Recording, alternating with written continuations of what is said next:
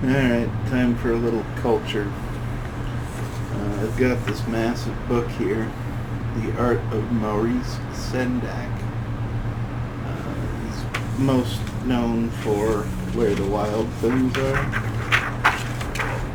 This is a fairly valuable print edition with took off the slipcase, filled with art and stories. So let's take a look at some of it.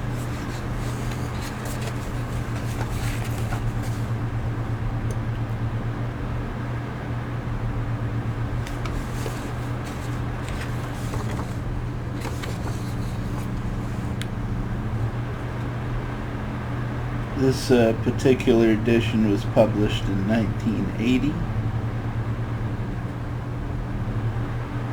The cover was from 1963, printed in Japan.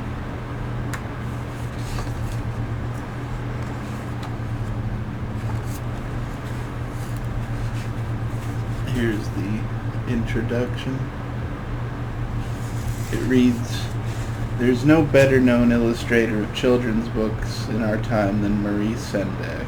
Since the publication in 1963 of his most popular book, Where the Wild Things Are, which he both wrote and illustrated, his work has been almost as much in demand in France, Germany, Great Britain, Japan, and the Scandinavian countries as it is here in the United States. Sendak is credited by many critics, educators, and knowledgeable readers of children's books with being the first artist to deal openly with the feelings of young children." That's right, kids have feelings. His receipt in 1970 of the International Hans Christian Andersen Medal, I think he had something to do with Winnie the Pooh. The closest approximation to a Nobel Prize in the world of children's books.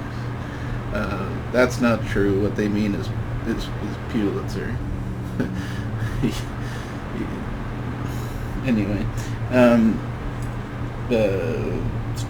for the body of his illustration, gave official confirmation to what his admirers already knew, that his pictures had made and were continuing to make a major contribution to the literature of childhood. The artist has said of his work, "If I have an unusual gift, it's not that I draw particularly better or write particularly better than other people. I've never fooled myself about that. Rather, it's that I remember things other people don't recall, the sounds and feelings and images, the emotional quality of particular moments in childhood." Now that also describes me to a T. It's not that there's anything qualitatively different about the way we think. Well, I mean, maybe there is a little bit, but really what it is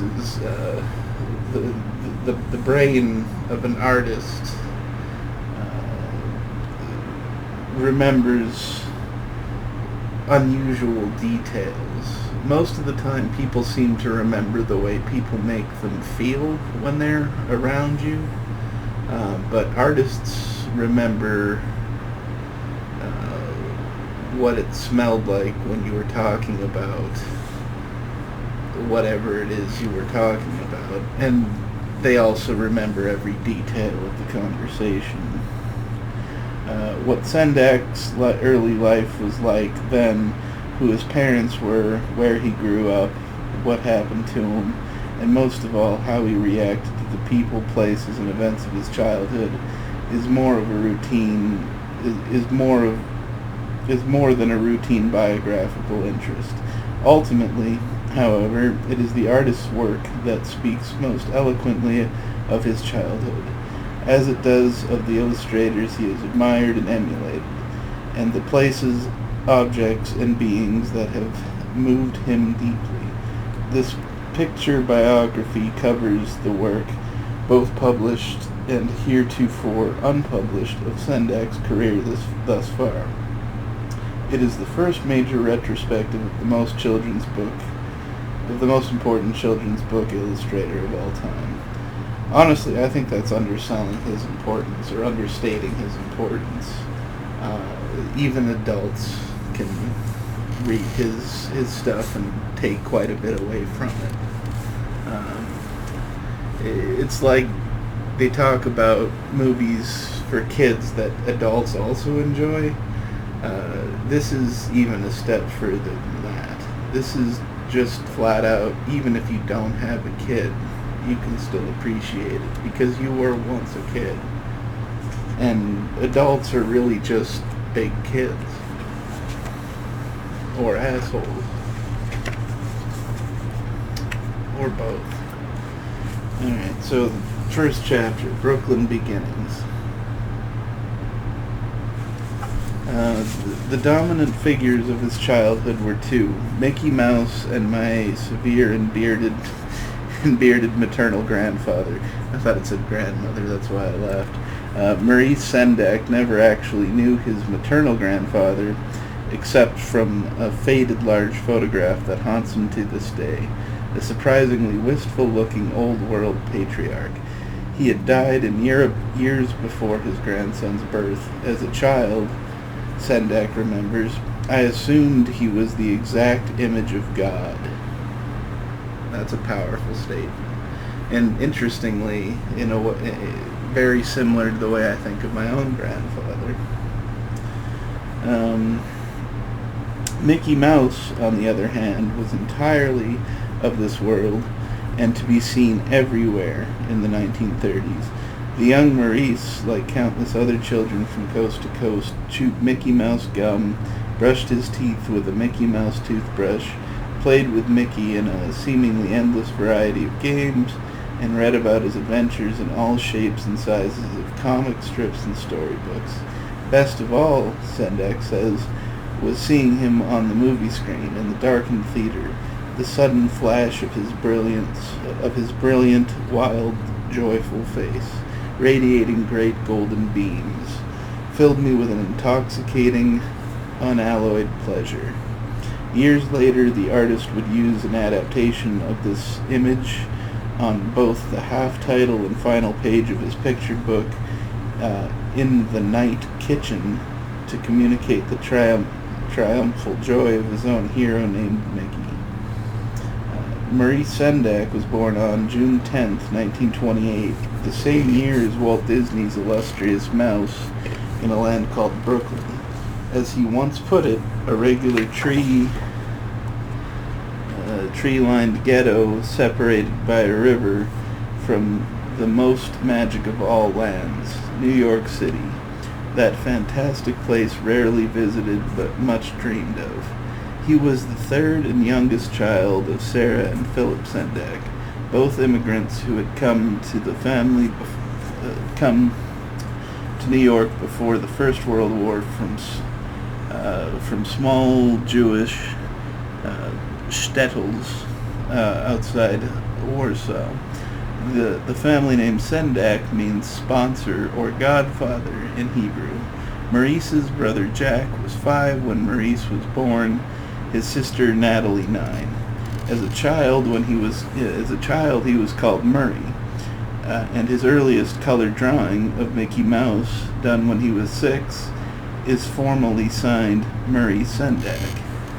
Looking on Disney's mouse hero as an early best friend, Sendak has often used their common first initial for the names of the heroes in his own books. Martin of Very Far Away, Max of Where the Wild Things Are, and Mickey's own name for the sunny protagonist in The Night Kitchen. Philip Sendak, the romantic son of a comparatively well-to-do merchant, he sold lumber as well as owned a general store, had crossed the Atlantic in pursuit of a free-spirited, cheerful girl with whom he was in love. But by the time he arrived in America, she was already married to someone else. Sendak's mother, the eldest daughter of a poor Talmudic scholar — the Talmud is a Jewish is a part of the Jewish Bible, the Talmud, or it's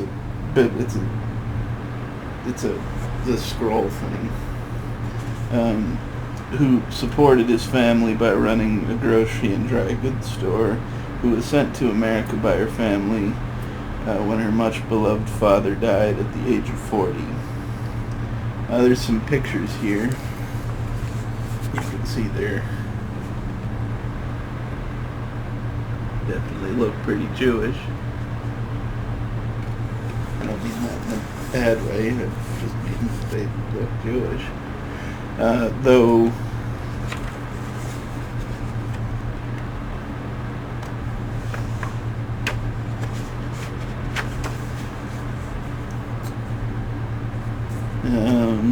then just more autobiography. I'm not going to read the whole book. There's a lot of words here. I mean, I've read it. I'm not going to read it to you. But I'll show you some other cool pictures. The idea was to get you interested.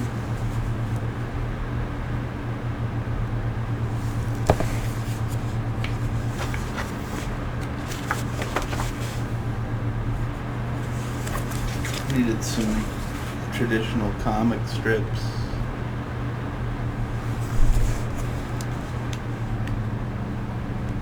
And another important point is that his Jewish heritage was certainly a big influence in his writing and art. Though religion of any sort is always going to come through in anybody's work.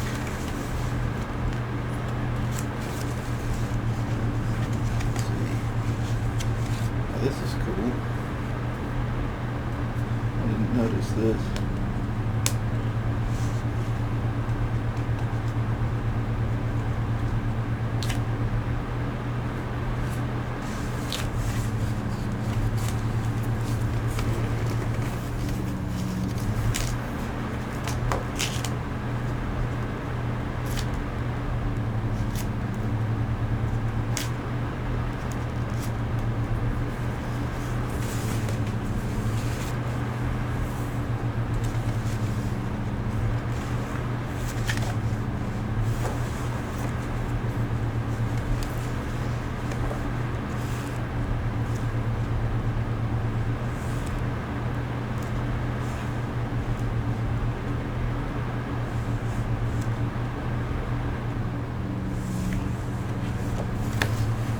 Here's something a little bit more like what you're used to, if you're familiar with his art.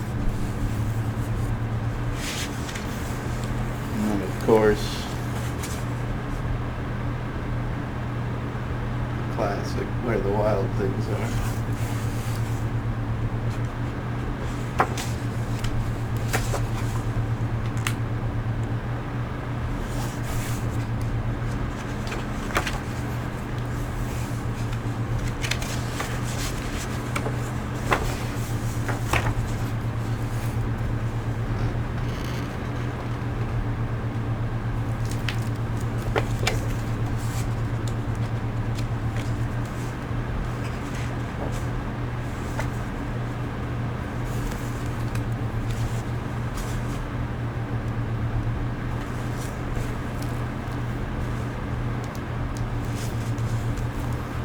And some later works.